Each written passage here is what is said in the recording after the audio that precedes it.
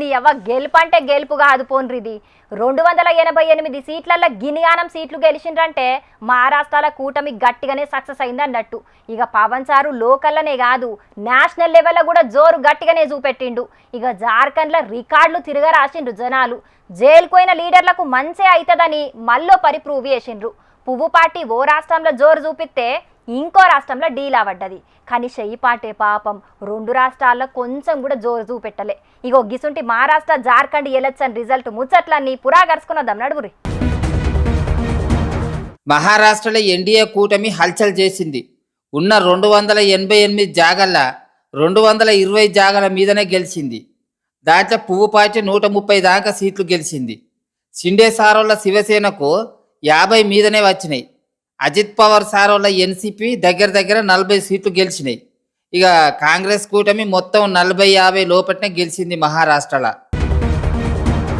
మహారాష్ట్ర రాజకీయాలు ఎట్లున్నా కూడా 2 తెలుగు రాష్ట్రాల నుంచి పోయి ప్రచారం చేసిర్రు లీడర్లు. తెలంగాణ నుంచి చెయ్యిపాటి మంత్రులు ముఖ్యమంత్రి రేవంత్ అన్న గిట్ల పోయి ప్రచారం చేసిర్రు. గ్యారంటీలు అని బగ్గనే ఆశ పెట్టిర్రు. కానీ గవ్వేం జనాలు నమ్మనట్టే ఉన్నది. ఇక పవన్ అంటే లోకల్ అనుకుంటివా, నేషనల్ అన్నట్టే జోరు చూపెట్టిండు ఏపీ చిన్న సీఎం పవన్ సారు. మహారాష్ట్రలో పవన్ సారు ఎన్డీఏ కూటమి తరపున ఏడేడైతే ప్రచారం చేసిండో గాడ ఎన్డీఏ నుంచి పోటీ చేసిన వాళ్ళే గెలిచిర్రు. గది పవర్ సారు స్టామినా అని మస్తుగా సంబరపడుతున్నారు పవన్ సారు ఫ్యాన్స్. ఇక మహారాష్ట్రలో చెయ్యిపాటి ఓడిపోవుడు మీద ఎన్డీఏ కూటమి గెలుచుడు మీద గిట్ల మాట్లాడిండు కేంద్ర మంత్రి బండి సంజయ్ అన్న. మహారాష్ట్రలో కాంగ్రెస్ కూటమికి ఓటమికి కారణం కాంగ్రెస్ తెలంగాణ కర్ణాటక రాష్ట్రాల ప్రభుత్వాల యొక్క వైఫల్యాలే అట ఆ కూటమికి వైఫల్యానికి ఓడిపోవడానికి కారణం. ఎందుకంటే హిమాచల్ ఎన్నికల పేరు చెప్పి కర్ణాటకలో గెలిచారు, కర్ణాటక ఎన్నికల ఫలితాలు చూపెట్టి తెలంగాణలో గెలిచారు. ఈ 3 రాష్ట్రాల ఫలితాలను పెట్టించి 3 ముఖ్యమంత్రులు తీసుకుపోయారు. ఇక నన్ను చూడు అందరూ చూడండి, మొత్తం మహారాష్ట్ర మొత్తం తెలంగాణ రాష్ట్ర ముఖ్యమంత్రి రేవంత్ రెడ్డి గారు అయితే ఒక 10 సార్లు వేడి కావచ్చు. ఆయన వేయిన సీట్లు మొత్తం ఓడిపోయినాయి. ఇక మహారాష్ట్ర కథ గిట్లుంటే 81 సీట్లున్న జార్ఖండ్ల జేఎంఎం కూటమి 56 సీట్లు గెలిచింది. పువ్వుపాటి కూటమి 20 మీద సీట్లు గెలిచి జరంత తక్కువనే పోటీచ్చింది జేఎంఎం కూటమికి. ఇక హేమంత్ సోరెన్ సారే సీఎం అవుతాడట.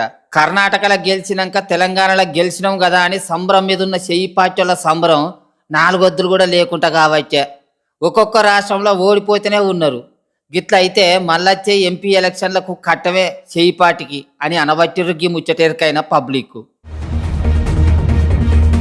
లగచర్ల ముచ్చట్ల అరెస్ట్ అయి జైలున్న కొడంగల్ పాత ఎమ్మెల్యే పట్నం నరేందర్ రెడ్డి సార్ తోటి ఇయాల ములాఖత్ అయిండు మాజీ మంత్రి కేటీఆర్ అన్న. గాయనను చూసి గాయనతోటి మాట్లాడినాక మస్తుగా పరేషాన్ అయిందట కేటీఆర్ అన్న. ఇయాల అరే గిట్ల మాట్లాడుతున్నాడు ఎందుకు గీనే అని కేటీఆర్ అన్న షాక్ అయిందట. కేటీఆర్ అన్నతో పోయిన తతిమా లీడర్లు కూడా గిట్లనే షాక్ అయిందట. మరి గాయన ఏం మాట్లాడిండు, గిళ్ళు ఎందుకు గంతగానం పరేషాన్ అయినరో చూద్దాం పాన్రి. లగచర్ల ముచ్చట్ల ఫోను మాట్లాడిండనే కారణంతోటి ఉత్త పున్నానికి అన్నాలంగా కేసు పెట్టి జైలేసిర్రు సర్కారోళ్ళు. మరి ఎట్లున్నాడో ఏందో, ఏమన్నా ధైర్యంతోటున్నాడో లేకపోతే రందితోటున్నాడో అని చర్లపల్లి జైలున్న కొడంగల్ పాత ఎమ్మెల్యే పట్నం నరేందర్ రెడ్డిని కలిసి ముచ్చట పెట్టిండు కేటీఆర్ అన్న. కేటీఆర్ అన్న తోటి శ్రీనివాస్ గౌడ్ అన్న, బండారు లక్ష్మారెడ్డి సారు, మహమ్మద్ అలీ సారు కూడా పోయిండ్రు. ఇక ఆయన తోటి మాట్లాడి బయటికొచ్చినాక మైకుల ముంగట మాట్లాడిండు కేటీఆర్ అన్న. గట్ల మాట్లాడుకుంటా పట్నం నరేందర్ రెడ్డి సారు గురించి గిట్ల మాట్లాడిండు. ఆయన మాటలిని మస్తు పరేషాన్ అయిందట కేటీఆర్ అన్న. నిజంగా కూడా ఇలా పట్నం నరేందర్ రెడ్డిని కలిసిన తర్వాత చాలా గొప్పగా అనిపించింది మా అందరికీ. లక్ష్మారెడ్డి గారు, నేను, శ్రీనివాస్ గౌడ్ గారు, మహమూద్ అలీ గారు, లక్ష్మారెడ్డి గారు మేమందరం మాట్లాడుకుంటూ వస్తూ ఉన్నాం. అదే నరేందర్ ఎంత ధైర్యంగా ఉన్నాడు, నా కోసం కాదన్నా మా రైతుల కోసం కొట్లాడాడని చెప్పినాడు. మా మహబూబాబాద్లో మీరు ఏదో సంఘీభావంగా ధర్నా పెట్టినారంటే బాగా చేయండి అని చెప్పి విజ్ఞప్తి చేసినాడు. రాష్ట్రంలోని గిరిజనులందరికీ తెలిసేటట్టు మా గిరిజనుల పంచాయతీ, మా పేదవాళ్ళ పంచాయతీ రాష్ట్రంలో ఏ ఒక్కరికి అన్యాయం జరగకుండా చూడండి అని చెప్పి మాకు ధైర్యాన్ని ఇచ్చి, మాకు ఉత్సాహాన్ని ఇచ్చి, నాకేం కాదు మీరు ధైర్యంగా ఉండండి అని చెప్పి మాకు కొత్త ధైర్యం చెప్పినాడు. నా కోసం ఏం రంది వడకుండ్రి, నేను మంచిగానే ఉన్నా, జనాల కోసం గట్టిగా కొట్లాడుండ్రి, మీరు ధైర్యం జడిపోకుండ్రి, లగచర్లైనట్టు ఏడగాకుంట చూడుండ్రి అని ములాఖత్కు పోయిన కారు పాటోళ్లకే జైలున్న పట్నం నరేందర్ రెడ్డి సారు ధైర్యం చెప్పిండట. గట్టోడే చిన్నపట్నం సారు. ఇక సీఎం రేవంత్ అన్న సొంతూరి పాత సర్పంచ్ బల్మిట్కి జీవి తీసుకున్న ముచ్చట మీద కూడా గరమైండు కేటీఆర్ అన్న. కొండారెడ్డిపల్లి రేవంత్ రెడ్డి సొంత ఊరు. ఒక మాజీ సర్పంచ్ పెద్ద ఆయన సాయిరెడ్డి 85 ఏళ్లు ఇదే రేవంత్ రెడ్డి కోసం మన ఎలక్షన్లో కూడా తిరిగిండు, ఓట్లు వేయించిండు. అట్లాంటి పెద్ద ఆయన మీద కూడా ఇవాళ పగబట్టి ఆయన ఇంటికి అడ్డంగా గోడగట్టి తవ్వలేకుండా చేస్తే ఆ క్షోభ, ఆ అవమానం సొంత ఊరిలో సర్పంచ్గా పనిచేసిన ఊరిలో ఇంతటి అవమానం అని చెప్పి ఆ క్షోభతో నిన్న ఆత్మహత్య చేసుకున్న పరిస్థితి. ఇవాళకి కూడా కల్వకుర్తిలో ఆయన భౌతిక కాయం ఇంకా అట్లే ఉంది. నియంతల పాలనలో, దుర్మార్గుల పాలనలోనే ఇట్లాంటి ఆంక్షలు చూస్తాం. ఇండ్ల కడ్డంగా గోడలు కట్టే పరిస్థితి ఎక్కడన్నా ఇదివరకు ఉండేనా? మేం లేదా ప్రభుత్వంలో 10 ఏళ్లు ఎన్నడన్నా ఇట్లాంటి వార్తలు విన్నారా? సొంత ఊరైతే, సొంత కాన్స్టిట్యున్సీ అయితే నీ సామ్రాజ్యమా? నువ్వేమైనా రారాజువా? నువ్వేమైనా చక్రవర్తివా? లేక 1000 ఏళ్లు బతకనికి వచ్చినవా? సొంత ఊరైతే, సొంత నియోజకవర్గం అయితే నేను ఆడింది ఆట, పాడింది పాట అంటే నువ్వు నియంత కాదు, నువ్వు చక్రవర్తివి కాదు రేవంత్ రెడ్డి. నీలాంటి వాళ్ళు చాలా మంది కొట్టుకుపోయినారు. సొంతూళ్ళనే గిట్లుంటే ఇంకా మరి రాష్ట్రంలో ఎట్లున్నదో గాని ముంగట సర్పంచ్ ఎలక్షన్లున్నాయి. మరి లగచర్లలా కొండారెడ్డి పల్లెల జనాలు గా ఎలక్షన్లల్లా ఎసుంటి తీర్పిస్తారో చూడాలే అని అనబట్టిండ్రు గీ ముచ్చటెరకైన పబ్లిక్. 10వ తరగతి అయిపోయినాక ఇంటర్ చదవాలనా లేకపోతే ఇంకా వేరేదన్నా చదవాలనా? ఒకవేళ చదివితే ఏం కోర్సు తీసుకోవాలి అని పోరగాన్లు కదా ఆలోచన చేసినట్టే చేస్తున్నారు మహారాష్ట్రలో. ఇంత పెద్ద గెలుపు గెలిచినాక కూడా ఇంకా పెద్ద ఆలోచనలో పడ్డారు పువ్వుపాటి కూటమోళ్ళు. ఎవళ్ళు సీఎం కుర్చీలో కూసోబెట్టాలి, ఎవరైతే మంచిగా ఉంటుంది, ఎవరు లొల్లి పెట్టకుండా ఉండాలంటే ఏం చెయ్యాలి? ఒకళ్ళు కుర్చీలో కూసోబెడితే ఇంకొకరు ఏమంటారు? ఇగో గిట్లా మస్తుగా ఆలోచనలు చేస్తున్నారు. అయితే మహారాష్ట్ర కాబోయే కొత్త సీఎం ఎవరంటే, అధికారం లేకపోతే ఓ బాధ, ఉంటే ఓ బాధ. అధికారంలోకి వచ్చినామంటే సీఎం పదవి నాకు కావాలని పంచాదులు మొదలైతాయి. అటెన్కాల తతిమా పదవుల గురించి నడుస్తాయి లొల్లులు. ఇప్పుడైతే మహారాష్ట్ర సీఎం ఎవలనే దాని మీద నడుస్తున్నది చర్చ. 288 సీట్లున్న మహారాష్ట్రలో షిండే శివసేన ఎన్సీపీ తోటి కలిసిన పువ్వుపాటి ఎన్డీఏ కూటమి 220కి మీదనే సీట్లు గెలిచింది. దాంట్లో పువ్వుపాటికి 130 దాంకొచ్చినాయి. అగో గందుకే పువ్వుపాటికేంచి దేవేంద్ర ఫడ్నవీస్ నే సీఎం చెయ్యాలే అని పువ్వుపాటోళ్ళు అంటున్నారు. లేదు ఓట్లు సీట్లను చూసి కాదు, మనిషిని చూసి సీఎం కుర్చీలో కూసోబెట్టాలే అని అంటున్నారు ఇప్పుడు ముఖ్యమంత్రిగా ఉన్న షిండే సారోళ్ల శివసేన వర్గం. గట్లయితే మేమేమన్నా తక్కువనా? మేం కూడా సీఎం కుర్చీలో కూసునేందుకు తయారుగున్నాం, మాకే కావాలే సీఎం పదవి అని అంటున్నారు అజిత్ పవార్ సారోళ్ల ఎన్సీపీ బలగం. రిజల్ట్ ఇయ్యాలనే వచ్చింది కాబట్టి రేపు గిట్ల కూసుండి మహారాష్ట్ర సీఎం కుర్చీ ముచ్చట మీద మాట్లాడుకుంటారట 3 పార్టీల పెద్ద లీడర్లు. ఎవరికైతే ఎట్లుంటది, ఎవలకు ఏ పోస్ట్ ఇయ్యాలే అని అన్ని ఆలోచనలు చేస్తారట. దేవేంద్ర ఫడ్నవీస్ సార్కే సీఎం పోస్ట్ ఇస్తే ఏక్నాథ్ షిండే, అజిత్ పవార్ సార్లకు కేంద్రంలో ఏదైనా పదవి ఇత్తరు కావచ్చు. లేకపోతే ఫడ్నవీస్ సారు, షిండే సారు ఇప్పటికే ముఖ్యమంత్రిగా చేసిండ్రు కాబట్టి ఇప్పుడు అజిత్ పవార్ కిత్తే మంచిగుంటది అని ఆలోచన చేస్తారో, ఏం చేసినా ఎవలకిచ్చినా కూటమి కూలిపోకుండా అందరు కూడి నిర్ణయాలు తీసుకుంటారట. కానీ కూటమి పెట్టుకున్నప్పుడే ముఖ్యమంత్రి అభ్యర్థి గీల్లే అని ముందుగానే ఓ మాట మాట్లాడుకుంటే ఇప్పుడు గిన్ని పంచాదులు తలకాయ నొప్పులు ఉండకపోవచ్చు కదా. ఏపీల చూడు 3 పార్టీలు కూటమి పెట్టుకున్నా కూడా సీఎం అయితే బాబు సారే అని ప్రచారం చేసిండ్రు. మరి మహారాష్ట్రలో గట్లెందుకు చెయ్యలేకపోయినరో పువ్వుపాటి పెద్ద లీడర్లకే తెలవాలే అని అనబట్టిండ్రు గీ ముచ్చటెరకైన పబ్లిక్. ఆ పబ్లిక్ ఇక ఇప్పుడు మా రాముల తాత చెయ్యాలి కదా, మరి పెద్ద మనిషి ఇయ్యాలి మంగడు ముంగటేసుకున్నాడు. అరుచుకున్నదాం పాండ్రి. ఓ తాత ఏం చేస్తున్నావే?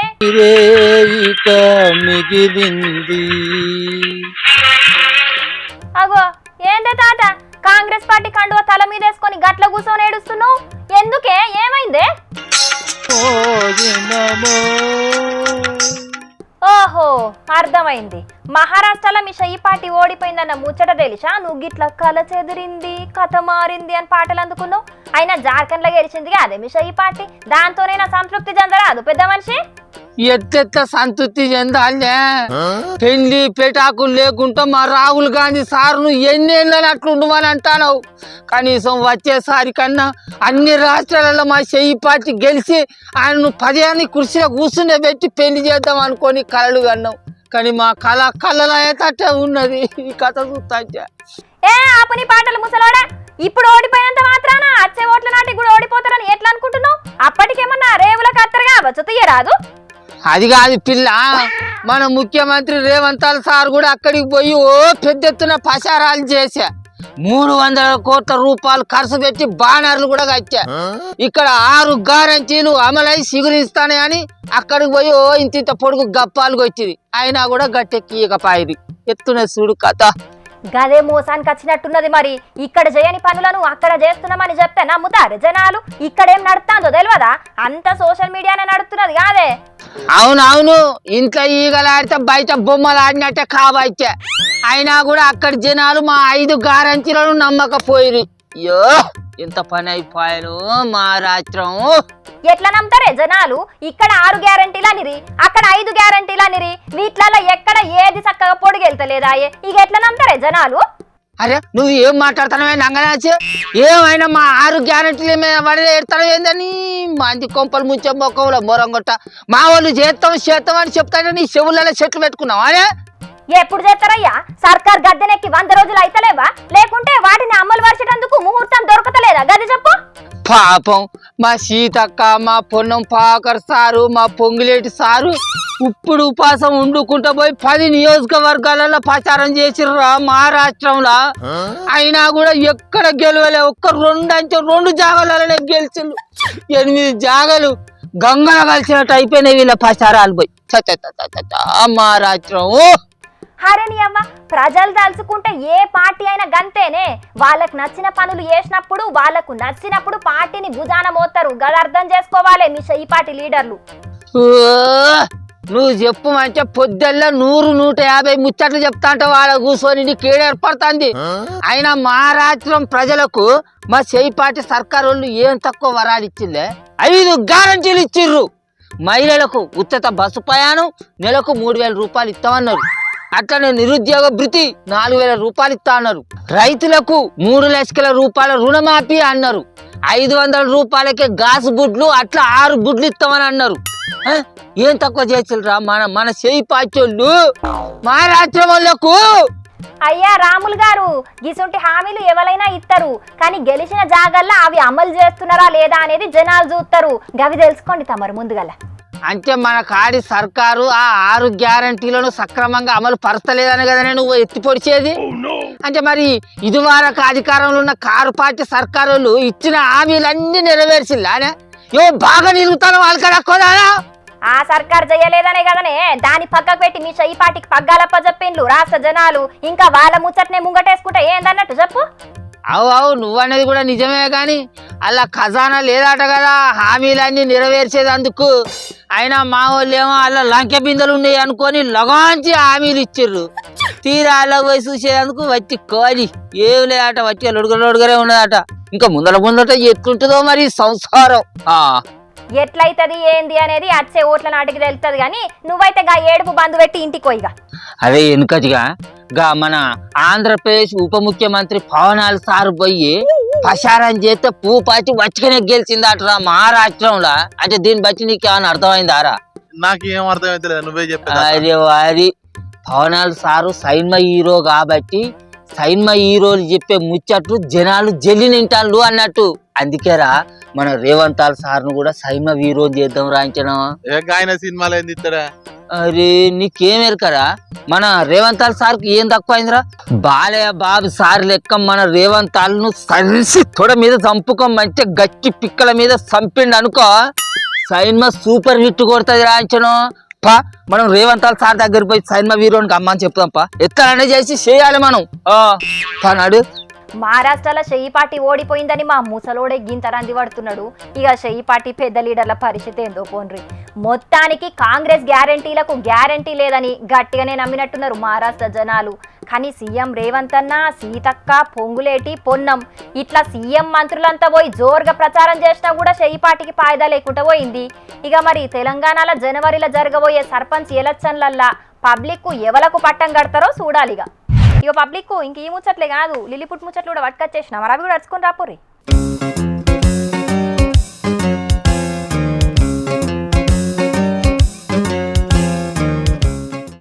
ఆగో చూసిండ్రా అనుల్లా, చిన్న పిల్లలను కదా తొట్లేసి బారసాల చేసినట్టు కుక్క పిల్లలకు కూడా బారసాల చేసిండ్రు. జైత్యాల జిల్లా మెట్టుపల్లిలుండే గిల్లు ఏడాది సంధి గీ కుక్కను పెంచుకుంటున్నారట.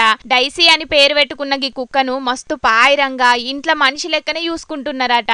ఇక గది ఇప్పుడు 4 పిల్లలకు తల్లయ్యే వరకు సంబురంగా దాని పిల్లలకు బారసాల చేసిండ్రు. గిట్లా చుట్టాలను పక్కాలను అందరినీ పిలిచిండ్రు. తల్లి కుక్కతో పాటు కుక్క కూనలకు కూడా కొత్త బట్టలు గుట్టించి తొడిగిండ్రు. అటెన్కల తొట్లేసి పేరు పేర్లను సుతం వాటి చెవుల చెప్పుకొచ్చిండ్రు గిట్లా. ఇక వాళ్ళు పాటలు పాడుకుంటా తొట్ల ఊపేది చూసి తల్లి కుక్క కూడా ముంగటి కాళ్ళతోని ఉయ్యాలను ఊపింది గిట్లా. మా పిల్లలను ఎట్లా చూసుకుంటున్నామో ఈ పిల్లల్ని చూసుకున్నాము. సంవత్సరం ఆయే తొట్లే చేసినాము, పుట్టినరోజు చేసినాము. మనసులో మేము ఎట్లా చూసుకుంటున్నామో దీన్ని కూడా అట్లా చూసుకుంటున్నాము. దీనికి 4 పిల్లలు ఇలా తొట్లే ఎత్తున్నాము. నరసింహస్వామి, లక్ష్మీదేవి. ఇక బారసాల అయిపోయినాక సుట్టపొళ్ళందరికీ కళ్ళు మందుతోని విందు భోజనాలు కూడా పెట్టిండ్రు.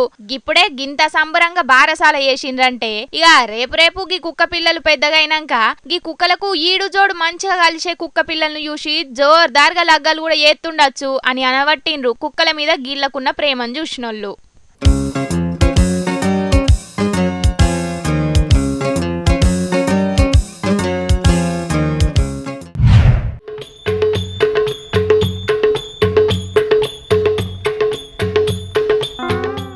వయనాడు పార్లమెంటు బై ఎలక్షన్ల 4 లక్షల భారీ మెజార్టీతోని గెలిచింది ప్రియాంక గాంధీ మేడము.